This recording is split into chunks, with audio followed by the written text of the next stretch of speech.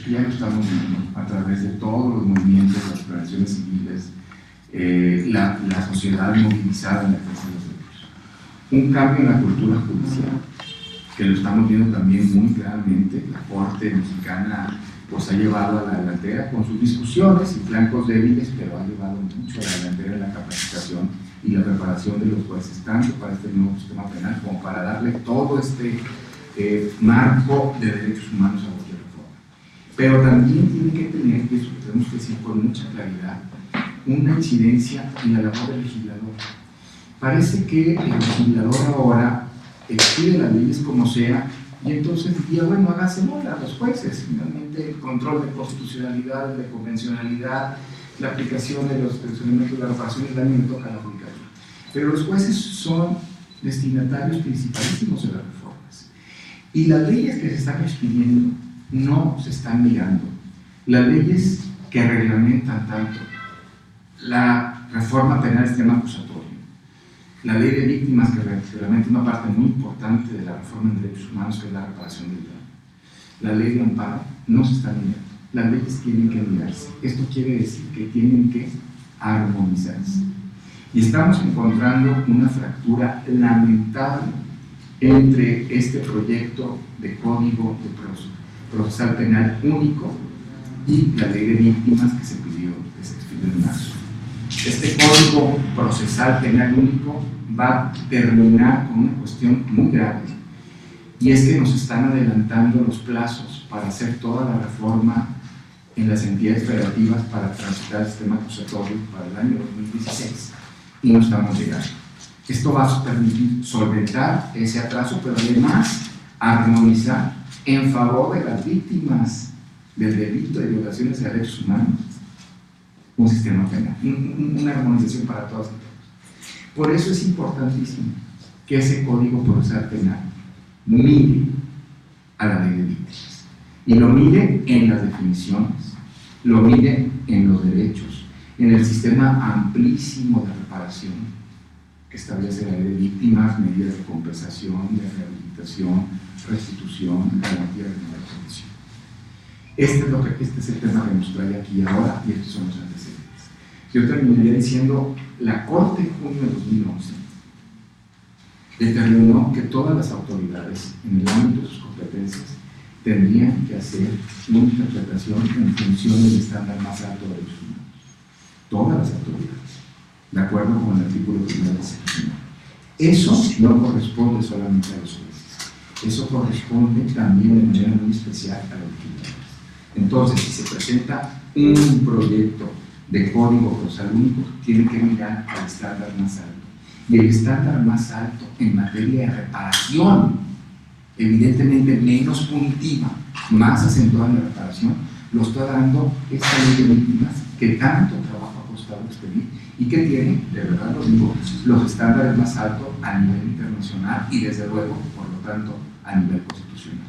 Esa armonización es importantísima y no podemos permitir que el Código de Proceso Penal único se vaya por su lado sin mirar a esta ley, y además haga uso de figuras que están absolutamente superadas y con un sistema penal, un sistema de víctimas que no corresponde a todas estas reformas que nos hemos dado en los últimos años.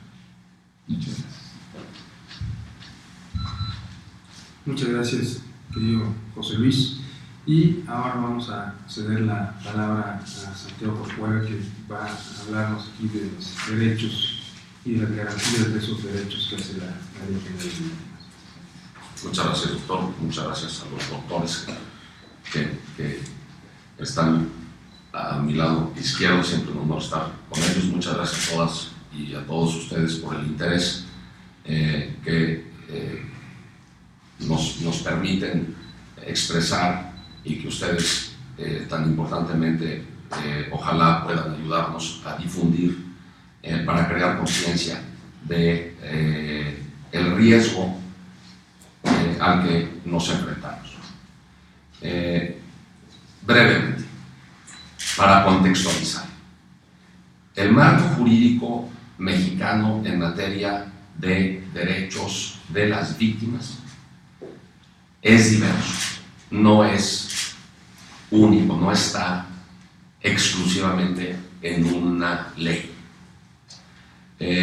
Está en la Constitución en forma muy genérica.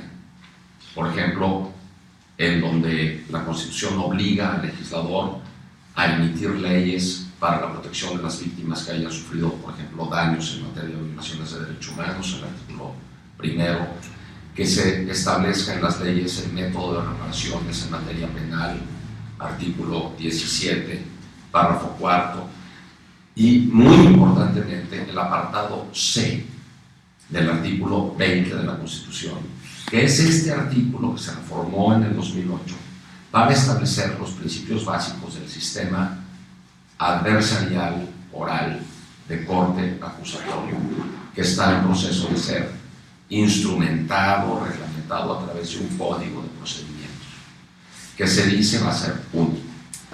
Y ahí están los principios de los derechos de las víctimas del delito, en el apartado C del artículo 20.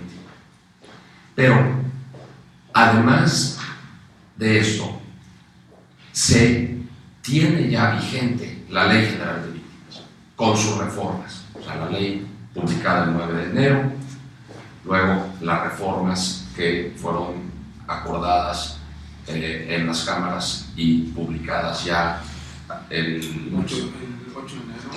No, la 9 de enero, publicación. Vigencia a partir del 8 de mayo. Y las reformas del 8 de mayo. Vigencia a partir del 8 de mayo. Se está en proceso de implementación esta ley de víctimas, está por conformarse la comisión ejecutiva que va a ser el órgano de aplicación de esta ley de víctimas que tanto trabajo costó que viera la luz. Tenemos una nueva ley de amparo que por supuesto se refiere a los derechos que tienen las víctimas de violaciones de derechos humanos. ¿Por qué? Pues porque el juicio de amparo es el mecanismo jurisdiccional o garantía jurisdiccional que todos los ciudadanos tenemos en caso de que el Estado nos viole un derecho. Entonces ahí claro que hay un marco normativo respecto de los derechos de las víctimas a iniciar un proceso legal de defensa en caso de su violación. Y ahora está en proceso de revisión, elaboración, diríamos, un código procesal penal federal, o más bien único. Primera pregunta: ¿qué nos parece que México vaya a tener un solo código de procedimientos penales? Pues contestaríamos, nos parece muy bien darle armonía a los procedimientos en materia penal, darle, digamos, uniformidad y unificación en toda la República. Es muy bueno porque así un abogado que viva en Morelos va a poder litigar en Chihuahua bajo las mismas reglas de juego, pero no necesariamente estamos de acuerdo en que haya un código penal único. ¿Por qué? Porque ahí sí creemos que la decisión de qué conductas sancionar y qué conductas no sancionar, o con qué pena sancionar una conducta, o con qué otras penas sancionar otra, debe de tomar en cuenta la realidad social, los factores reales de las sociedades que no son homogéneas en México. No es lo mismo Yucatán que Chihuahua o que el Distrito Federal. Y ahí hay que respetar, pues digamos, la voluntad del pueblo sobre qué sancionar y qué no sancionar. Claro, el tema que más sale a relucir es qué pasaría con el tema, por ejemplo, de la despenalización del aborto, cuando en el Distrito Federal está despenalizado y en Baja California está penalizado. Entonces vamos a tener ese tipo de problemas. Es preferible que el código sustantivo sea local y que el código adjetivo sea único. Hasta ahí estamos de acuerdo. Pero, ¿qué nos preocupa? Que la Ley General de Víctimas es nacional, es una ley nacional, ni siquiera federal, es nacional. Obliga tanto a las autoridades federales como a las autoridades municipales y estatales de toda la República. Y ahí ya están consagrados una serie de importantísimos derechos para las víctimas, no nada más en materia de reparaciones, sino en el proceso penal. Súper importante que recordemos que la ley de víctimas no es un código de reparaciones nada más. Claro, es un código de justicia restaurativa muy importante, pero también establece una serie de derechos de la víctima en el proceso. Tan es así que crea la figura de la defensoría de la víctima o del abogado victimal. Un abogado que tiene derecho a representar a la víctima en el proceso penal y que, aunque todavía no tenemos el sistema de abogados victimales, digamos, que presten el servicio de manera gratuita a cargo del Estado, ya desde hoy una víctima de un delito puede participar en el proceso penal contratando un abogado privado que la represente, y el juez de lo penal está obligado a darle audiencia, oídos a la víctima a través de su abogado.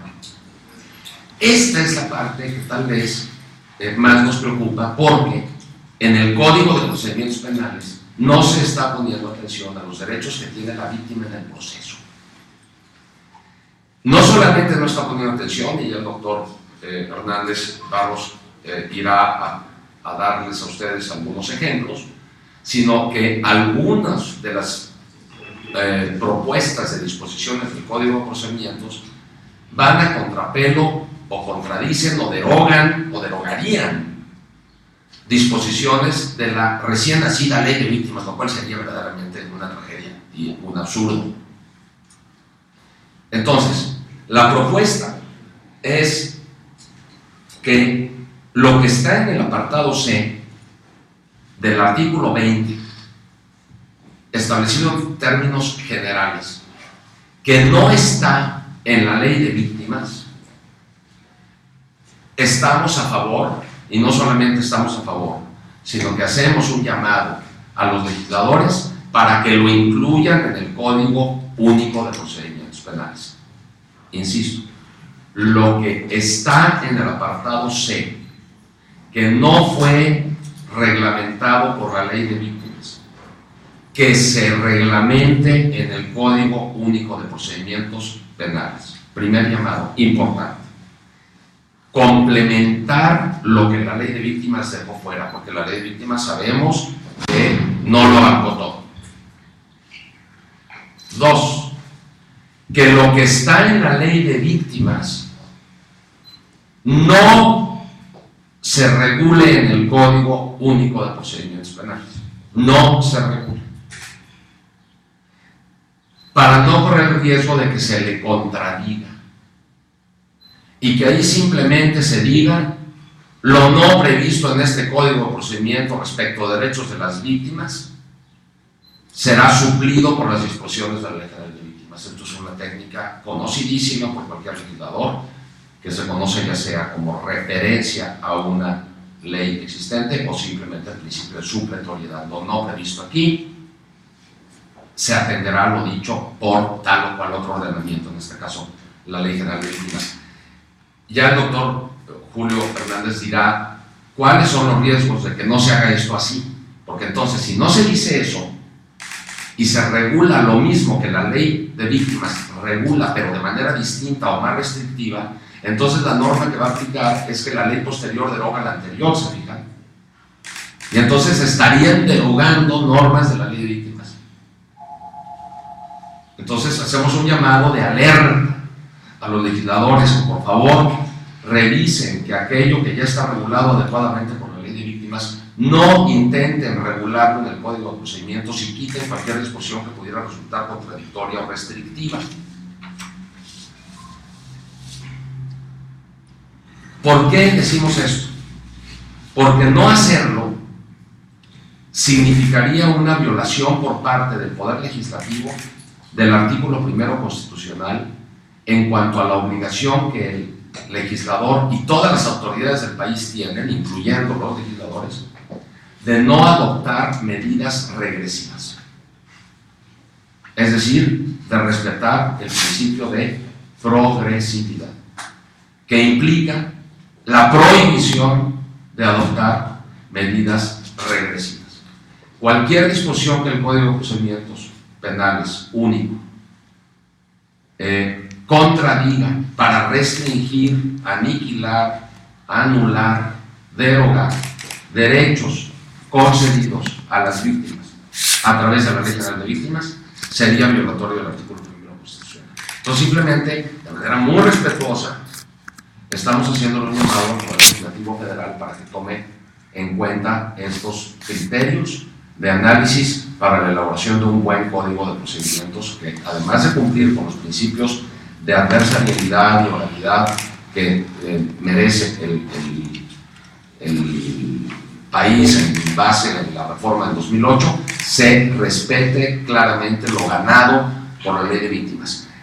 Y, muy importante, sin caer en maniqueísmos de algunos activistas que están obsesionados por defender solamente los derechos de las víctimas a costa de los derechos del procesado, o la obsesión de los fiscales de querer meter al bote incluso a los inocentes para dar aparentes resultados a costa de los derechos del procesado o incluso de las víctimas.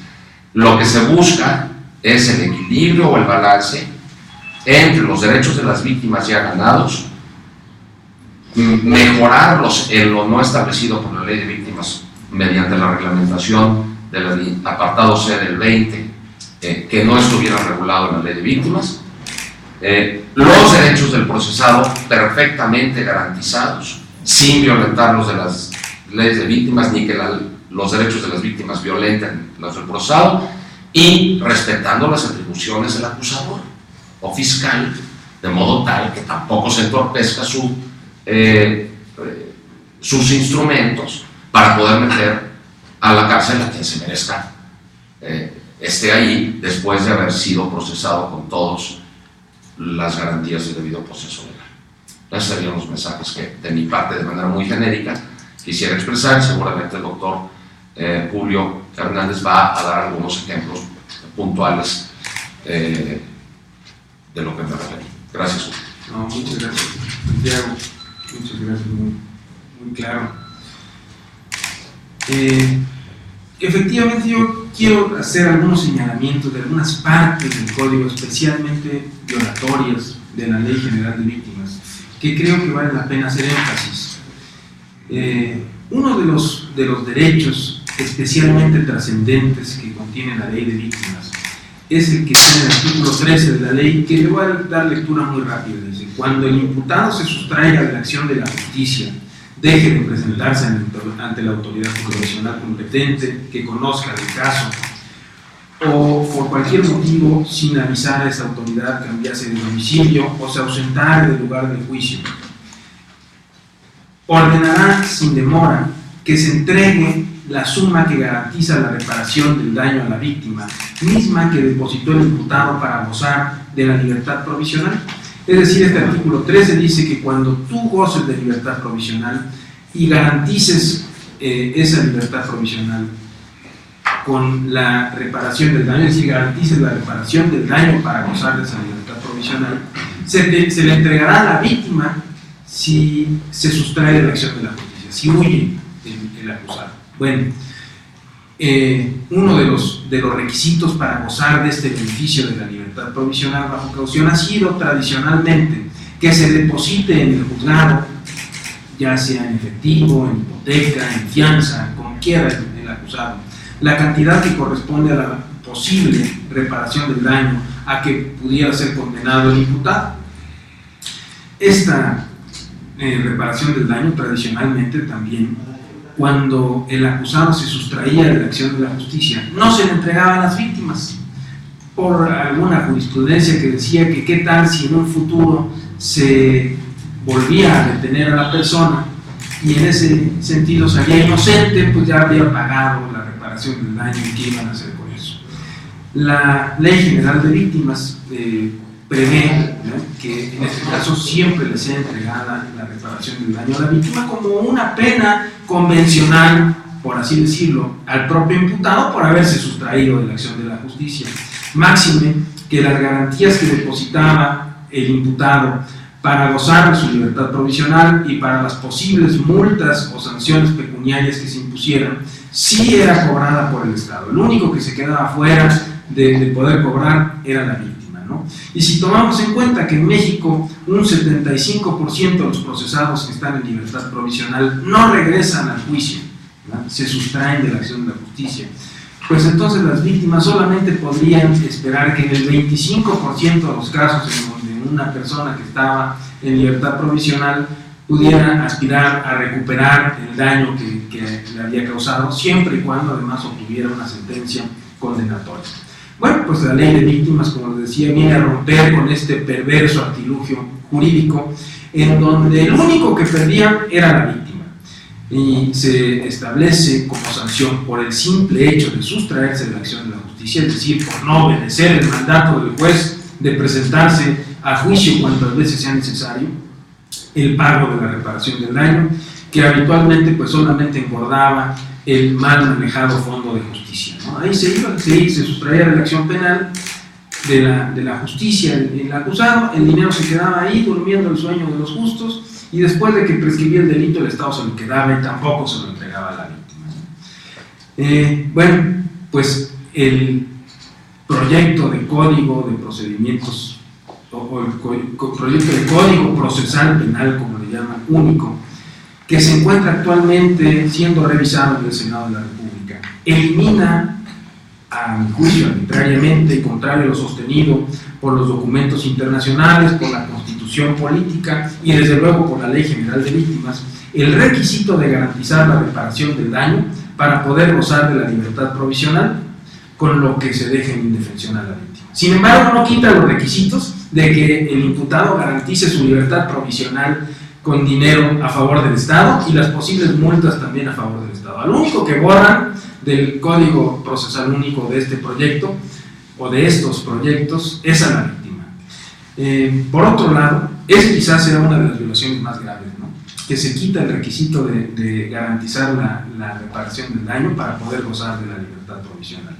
Sin embargo, por otro lado, este proyecto de Código Procesal Único o del Código Procesal Penal Único no toma en cuenta las definiciones de víctima que da la Ley General y regresa a la antigua y ya muy criticada y muy superada división entre víctima y ofendido. Esta división entre víctima y ofendido, que les digo no está reconocida ya en los más modernos instrumentos internacionales y por supuesto tampoco en la ley de víctimas, que establece una división entre víctimas directas, víctimas indirectas y víctimas potenciales, no víctimas y ofendidos. Este proyecto no respeta esta definición de la Ley General de Víctimas y por lo tanto no respeta la más moderna jurisprudencia de los tribunales internacionales en materia de derechos humanos, y esto por consiguiente restringe el alcance de los derechos que se les reconocen en estos instrumentos a la víctima. Este proyecto de iniciativa de Código Procesal Penal Único tampoco plantea que la Ley General de Víctimas, y eso es algo en lo que mis dos brillantes antecesores han hecho referencia, tampoco estima que debe de ser supletoria la aplicación de la Ley General de Víctimas al Código de Procedimientos Penales, es decir, que en todo lo que el Código de Procesal Penal Único no contenga en materia de víctimas, debe atenderse a la Ley General de Víctimas. Esto debería decir expresamente el proyecto y no lo dice. Y esto, bueno, pues también limita los derechos de las víctimas, por ejemplo, para intervenir en el juicio, para presentar recursos dentro del juicio, para ofrecer pruebas dentro del juicio, y se desconocen muchos de estos derechos consagrados en la Ley General de Víctimas, ¿no? Es por eso que en este sentido, aunque me sumo a que reconozco la inmensa necesidad de la existencia de un Código Procesal Penal Único y los beneficios que en la procuración y en la impartición de justicia va a traer una legislación unificada en la materia en toda la República, rechazo categóricamente cualquier intento de Código Procesal Único que no tome como base del tratamiento a víctimas la Ley General de Víctimas, que no contenga como piso mínimo las garantías a los derechos otorgados por esta Ley General de Víctimas y que no establezca la supletoriedad de la Ley General de Víctimas. Un código de procedimientos penales único que vaya hacia atrás, retrógrado, basado en la falta de respeto a los derechos básicos de las víctimas, no solo no mejora la procuración y la impartición de justicia, sino que resulta inconstitucional y contrario a la más moderna legislación en la materia, constituida desde luego por la Ley General de Víctimas y los documentos internacionales, siendo además un código que no respete a las víctimas, un insulto al dolor de los miles de mexicanos de los que ya hablábamos, y una falta de empatía con el sufrimiento del pueblo, dando un paso atrás en esta fundamental materia y permitiendo nuevamente que las víctimas sean sujetos de segunda en el proceso penal mexicano. Muchas gracias. Más claro ni el agua. Si alguien tiene alguna pregunta o quiere formularle alguna pregunta al panel, con mucho gusto estamos a su disposición.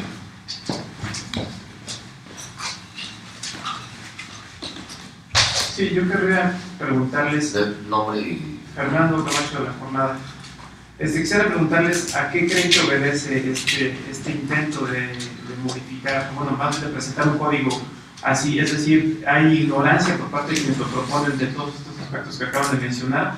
¿O sí lo saben, pero precisamente porque lo saben quieren cambiar? ¿Qué piensan ustedes? ¿Cuál es el espíritu de...? Yo creo que hay un absoluto desconocimiento de la materia de víctimas por parte de la persona a la que se le encargó la redacción del capítulo referente. Francamente veo que los conceptos de víctima son los que se manejaban no el siglo pasado, sino a finales del siglo antepasado, ¿no? Cuando se hablaba de este concepto lombrosiano de víctimas y de las víctimas propicias y de las propiciatorias, ¿no? De esas calidades, de aquellos que sostenían que las mujeres las violaban porque usaban minifaldas, ¿no? En ese nivel de atención a víctimas se quedó este proyecto, un proyecto de tan avanzada, porque si uno lee otros capítulos del código, es fabuloso, ¿no? Está por encima incluso de países que regularmente están, acostumbrados al proceso penal acusatorio, oral y adversarial, ¿no?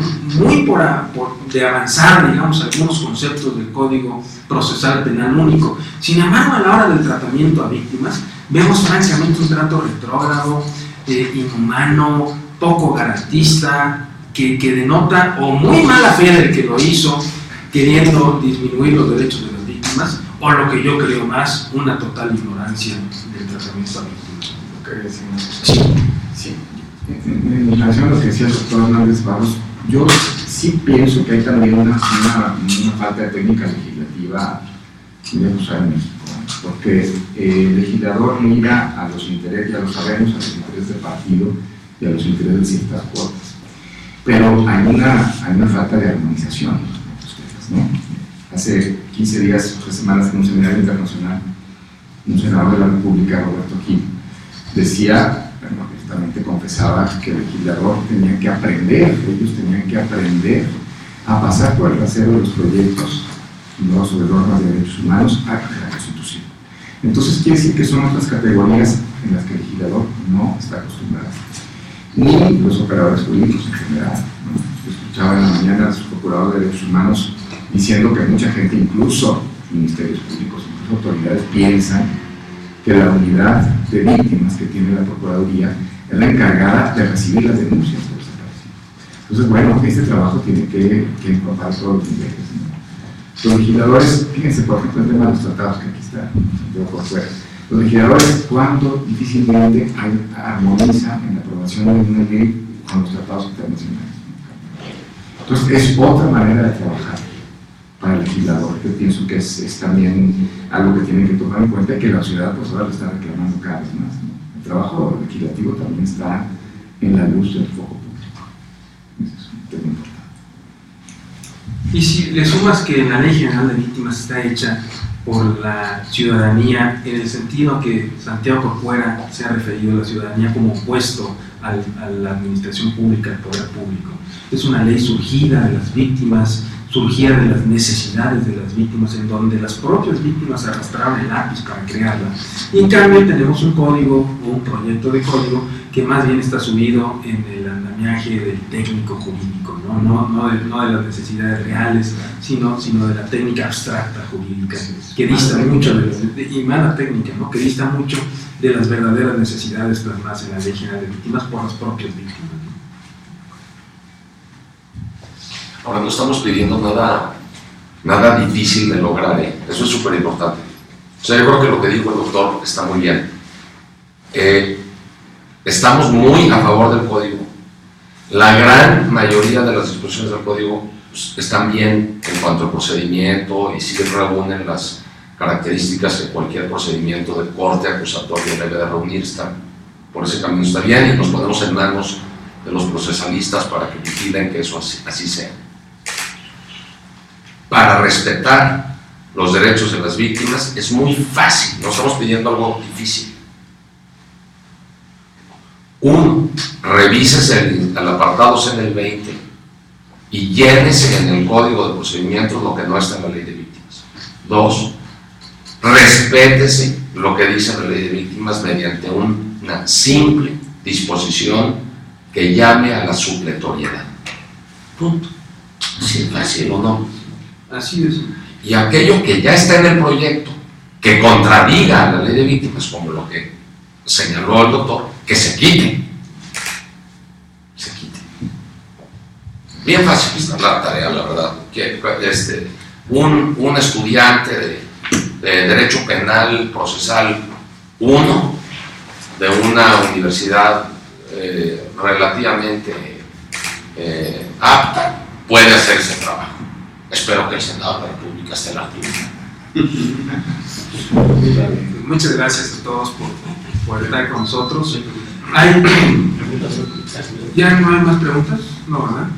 Hay algo de material, ¿verdad? Llegamos aquí, a los que quieran tener la plática de hoy con los puntos muy claros, están ahí. También están a través de un USB, la Ley General de Víctimas, la ley el proyecto de Código Procesal Penal Único y la plática que vimos, ¿no? Bueno, queremos preguntarles cuándo se va a definir este asunto. Es decir, el Senado está en proceso, ¿no? No hay Estamos a tiempo. Estamos muy a tiempo. Ayúdenos a difundir estas preocupaciones para que los senadores escuchen que es fácil hacer las cosas, pero que pues las víctimas son muy sensibles, la verdad, y ya vimos pues las reacciones que ellas tuvieron ante los embates y torpedeos que hubo a la ley de víctimas para evitar que llegara a buen puerto. No van a permitir las víctimas retrocesos en este tema y no merecen un trato legislativo. Lo que merecen las víctimas por parte del Poder Legislativo es respeto, solidaridad, empatía por sus reclamos y que todo eso se vea reflejado en una ley que atienda a esa realidad. Si no, pues van a molestarse mucho, se van a sentir revictimizadas y humilladas, irritadas, por no decir furiosas, con toda razón. O sea que es un primer llamado de atención al Senado, ¿no? La idea es señalarles sus omisiones para que las corrijan a tiempo, ¿no? Que le den vista y participación de la sociedad civil organizada, que le den, que llamen al doctor Julio Hernández Barros y le digan: oye Julio, ¿cómo ves este capítulo? Oye, no, fíjate que esto contradice, mira esto, tachen aquí. Así de fácil. En esencia, ¿cuáles podrían ser esas violaciones o transgresiones a las víctimas que se podrían presentar si no se corrige eso que ustedes están mencionando? Muchísimas. Las principales, creo que las más graves ya las dejamos señaladas, ¿no? Es decir, la libertad provisional, no hay garantía de reparación del daño para las víctimas en el proceso penal, de acuerdo con el proyecto, no van a gozar las víctimas de eso, a menos que lleven a cabo otro proceso derivado de las leyes civiles, que como todos sabemos son tardadas, son inoperantes y son poco protectoras, ¿no? Porque ahí va a estar la víctima en el mismo nivel del imputado, cuando la reparación del daño no es una cuestión civil, es una cuestión que debe ser considerada una pena pública y debe ser aplicada por los jueces como pena pública, no como una mera disposición de carácter civil. Entonces, si a nosotros víctimas nos remiten a la legislación civil, como lo hace el proyecto, para reclamar nuestra reparación del daño, pues es nugatorio y la víctima otra vez se va a quedar con un palmo de narices sin recibir la reparación del daño. Y si eso le sumas que el código tampoco hace referencia a esos derechos de los que yo hablaba, de tener derecho a un abogado victimal, a las medidas de ayuda, de asistencia, a las medidas de reparación integral, de no repetición, de memoria, en fin, no hace ninguna referencia. Y en teoría no debería de hacerla. Yo estoy de acuerdo con Santiago en Pero eso. sí, Pero es que no se mira. pero Ya tenemos un instrumento que es la Ley General de Víctimas, que te dice exactamente cuáles son los derechos de la víctima. No lo repitas. Si no quieres hacerlo, remítete a la ley. No, que no lo hagan, porque luego eso de andar repitiendo las cosas confunden al juez, es decir, bueno, ¿en cuál aplico? Pues la posterior, porque la posterior deroga la anterior, y si la posterior dice menos que la anterior, no, mejor nomás que diga en todo lo no previsto en el presente código respecto de los derechos de la víctima en el proceso se aplicará la Ley General de Víctimas, punto. Con eso. Facilísimo. Y en lo que no esté en la Ley de Víctimas, que sí lo regule. Si hay casos que el apartado C concede a las víctimas que ni está en la Ley de Víctimas, ni está en este proyecto de código. Ahí sí que se pongan a chambear. Pero cuando le metan la mano a lo que ya está bien. Definición de víctima, caramba. La definición de víctima 28. está en el código de 1800 y pico. Sí, ese está en el código Almarazman, la definición de víctima. Estamos hablando del siglo antepasado, la definición de víctima que ocupa, ¿no? De víctima y ofendido, muy superada ya, ¿no? Es decir, ni siquiera encuentran salida, ¿no? Porque cuando la víctima no puede estar en el juicio porque se haya muerto, entonces tendrán ese carácter y empieza a dar aclaraciones el código que no necesita con los conceptos de víctima directa y víctima indirecta. Y potencial. Y potencial. Entonces creo que es un primer llamado al Senado, no es la idea más que señalar de te estás equivocando en este tema, corrígelo, en lo demás estamos de acuerdo. No solo de acuerdo, sino creemos que sea útil un código de procedimientos penales único. México necesita, no puede ser que haya tanta variedad en un procedimiento de un estado a otro que dificulta mucho la defensa del imputado, que dificulta incluso la defensa de las víctimas, ¿no? Si tenemos una reglamentación distinta en cada estado de la República, va a ser beneficioso siempre y cuando sea respetuosa de los tratados internacionales en materia de derechos humanos, de la Constitución y de la Ley General de Víctimas. Gracias. Aquí tengo un par de